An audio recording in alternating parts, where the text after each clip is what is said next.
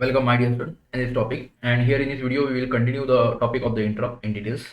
Here there is some graphical representations of a certain device will be given. In that, there is a processor is given, and to that processor, the different IO devices are to be connected. Now, the very important thing is that how that processor will be how the interrupt will be entertained by the processor according to their priority that is to be given in that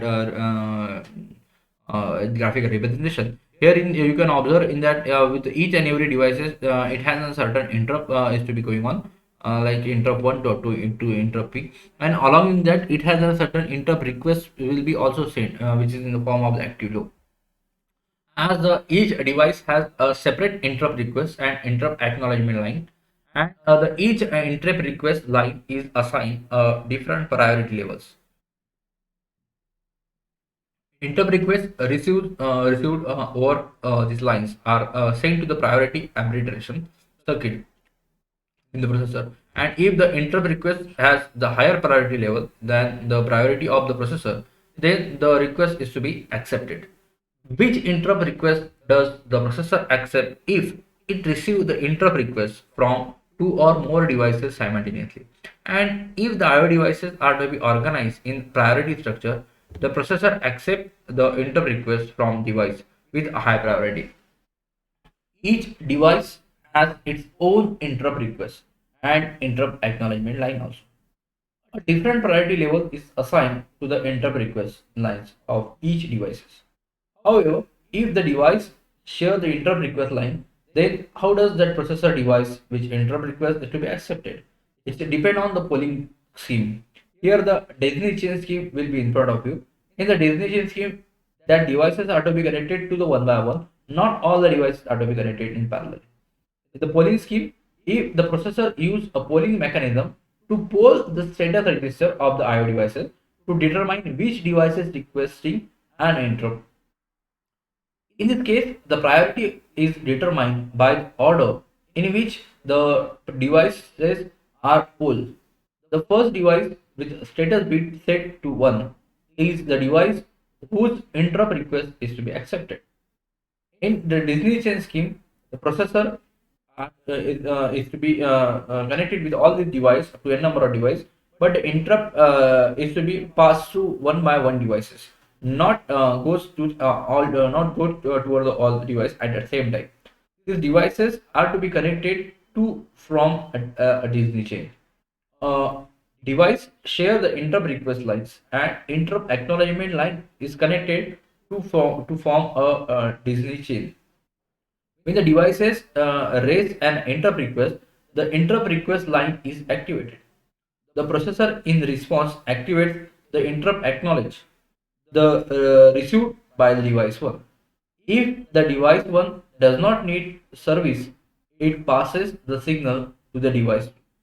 And device that is electrically closest to the processor has to be highest priority of that. When the I devices were organized into a priority structure, each device had its own interrupt request and own interrupt acknowledgement line also. When I devices were organized in a DC chain fashion, the device shared an interrupt request line and the interrupt acknowledgement propagated through the device. A combination of priority structure and the daisy chain scheme can be used for that one. The priority arbitration circuit will be in front of you. Here the devices are to be organized into the group, and each group is assigned a different priority level. All the devices within a single group, share an interrupt request line and are connected to form a daisy chains. Only those devices that are to be being used in a program should be allowed to generate interrupt requests. And to control which device are to be allowed to generate interrupt requests, the interface circuit of each IO devices has an interrupt enable bit also. And if the interrupt enable bit in the device interface is set to 1, then the device is allowed to generate an interrupt request. The interrupt enable bit in the device interface the circuit which determines whether a device is allowed to generate an interrupt request or the interrupt enable bit in the processor status register, or the priority structure of the interrupt determines whether the given interrupt will be accepted. The interrupt caused by the interrupt request which is sent by the IO devices. The interrupt could be used in many other situations where the execution of the program of one program needs to be suspended and execution of another program needs to be started. In general, the term exception is used to be referred any event that causes an interruption. The interrupt request from IO devices is one of the type of exception. There are other types of exceptions are the recovery from error debugging or a privilege exception. The many sources of error in processor. For example, error in the data store, error during the execution of an instruction. When such error are to be detected, exception processing is initiated. The processor takes some steps as in the case of IO interrupt request. It suspends the execution of the current program and start executing the exception of the service routine. There are different handling of input output and interrupt handling process also. The difference between handling of the IO interrupt request and handling of the exception due to errors are: in case of the interrupt request, the processor usually completes the execution of an instruction in the progress before branching to the interrupt request subroutine, interrupt service routine.